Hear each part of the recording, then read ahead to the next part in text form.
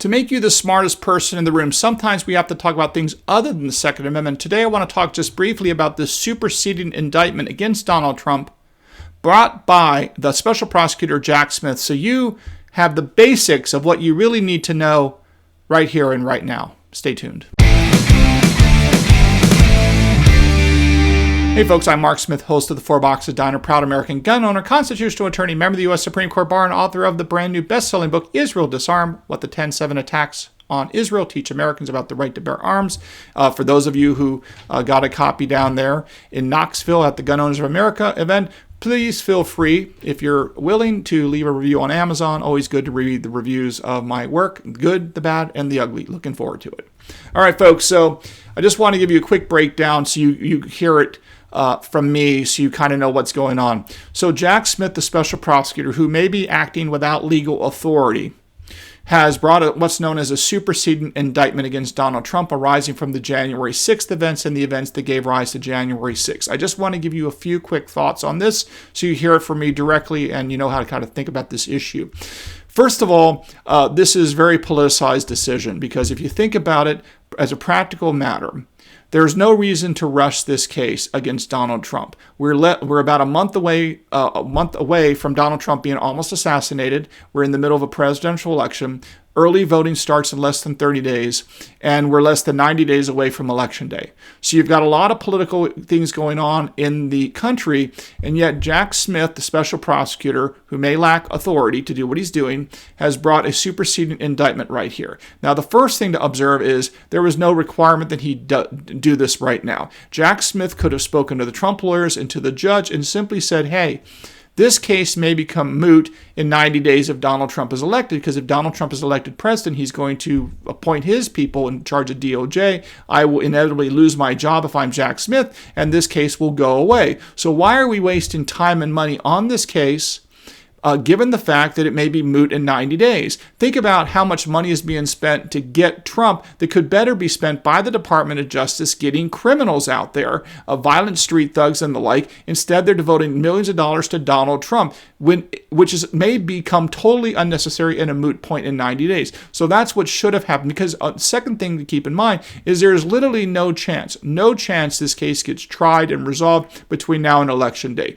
Because when you file a superseding indictment, all you've really done is you've gone back to a grand jury, which, by the way, grand juries, according to the founders, were supposed to be a check on government. But what's occurred in modern life is the grand juries have done just the reverse. They become runaway grand juries that are actually on the side of government and expand government power rather than check it. So whether or not we should have grand jury reform is definitely a question we should be discussing. But let's set that issue aside for the moment. What a superseding indictment is you've gone back to a grand jury and you've asked the grand jury to reconsider all the evidence and to issue a new indictment, which is what a superseding indictment really is. It's basically a brand new document. Now, what happened here is, as you may recall, Donald Trump was indicted with a 45-page indictment originally.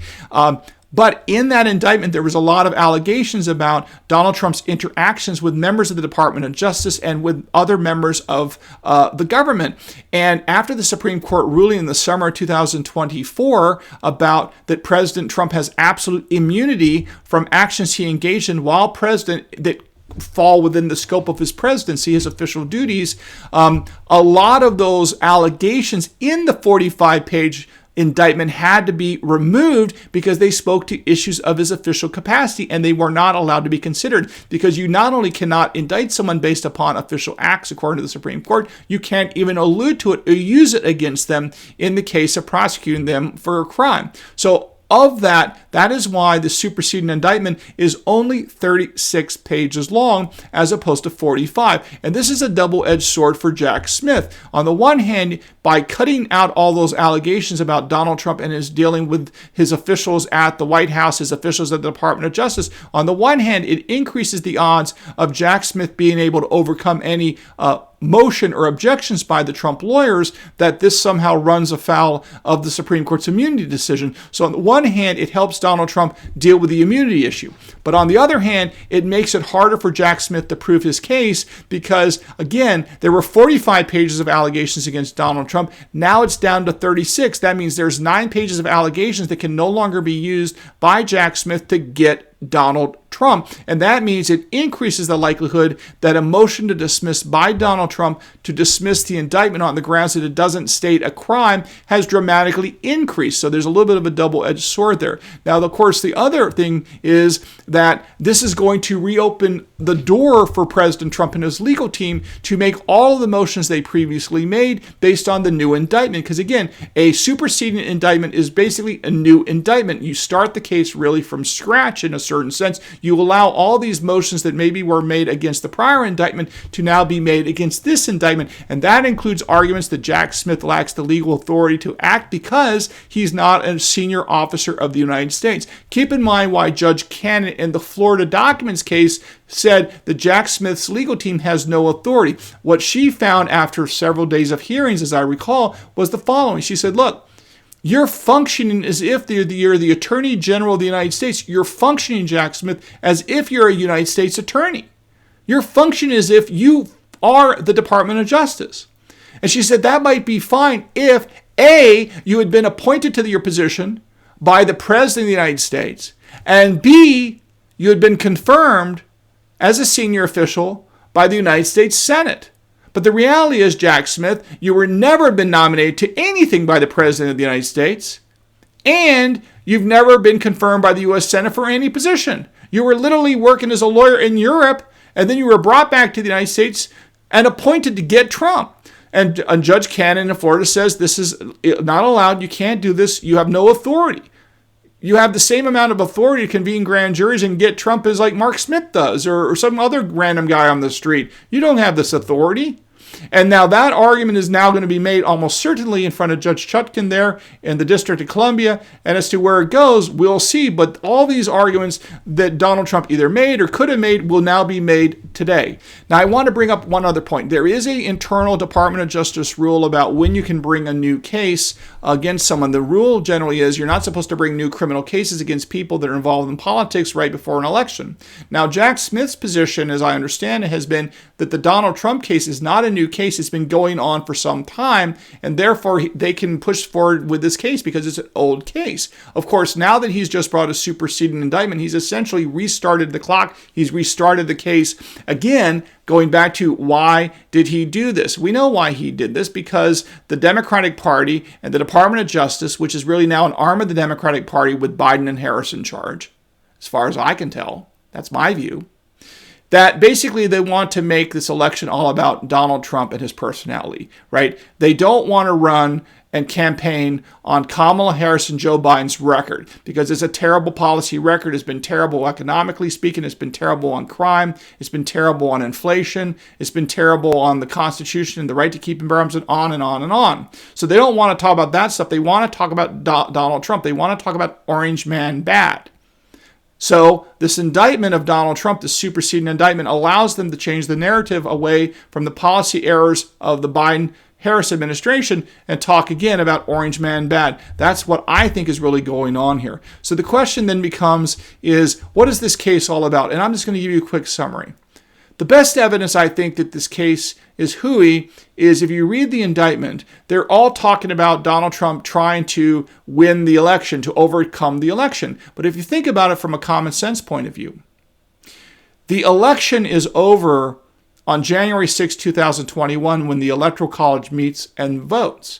Donald Trump's legal position was that Mike Pence, overseeing the Congress counting the electoral votes, had the legal authority to put a pause, and maybe it was right or wrong. I'm not making this argument right now. I'm just saying that the argument was that Mike Pence had authority to put a pause on the approval of the electoral counts here of these states and allow Congress to look into if there were any shenanigans.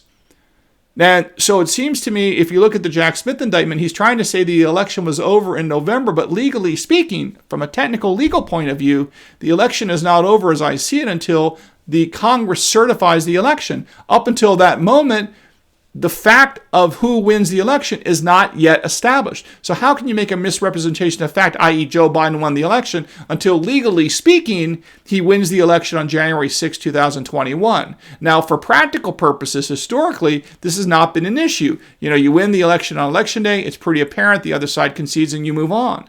But, in 2020, you had an election like no other because of COVID and some of the things that went on associated with COVID. So whether you agree or disagree, the point is it was at least an argument here. And the best evidence, and I'll just leave you with this, the best evidence that Donald Trump's legal position was not frivolous is the actions of Congress itself that they took after 2021. And what am I talking about?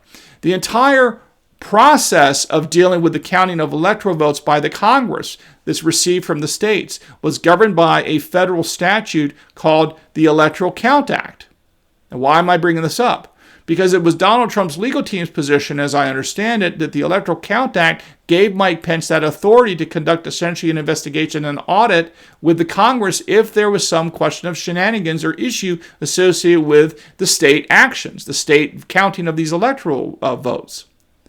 Well, what happened after 2021?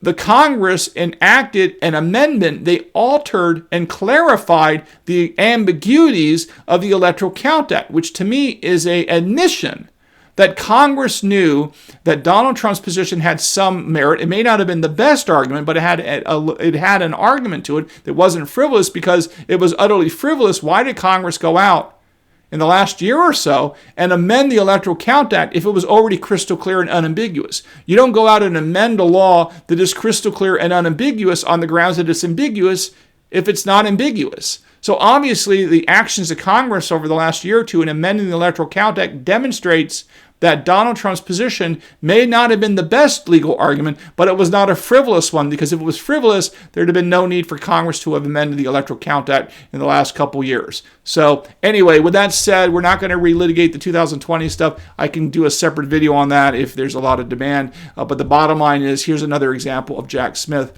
politicizing this process. And what bothers me the most is the millions and millions and millions of dollars being spent by the Department of Justice to get Trump, which could better be spent on getting actual violent thugs off our streets, such as illegal aliens that commit crimes. Why don't you get those people put in prison and or deported rather than spending money on Orange Man bad? Again, that's what I think is going on here, and I think it's a terrible choice. But again, if all you care about is making sure that the Democrats stay in power, then I suppose this is a legitimate approach. Again, I'll let you guys debate it amongst yourself. So there you have it, folks. Hope you enjoyed today. I was on Maria Bartiromo today. You probably saw me. That's why I'm in a suit. You'll see more suits soon. And anyway, make sure you follow me on X at @4boxofdonner. Don't forget to like this video and share it. And appreciate any subscriptions if you're willing to subscribe to this channel. And we'll see you again very soon here at the 4 Boxes Diner. Orders up. Table 2A.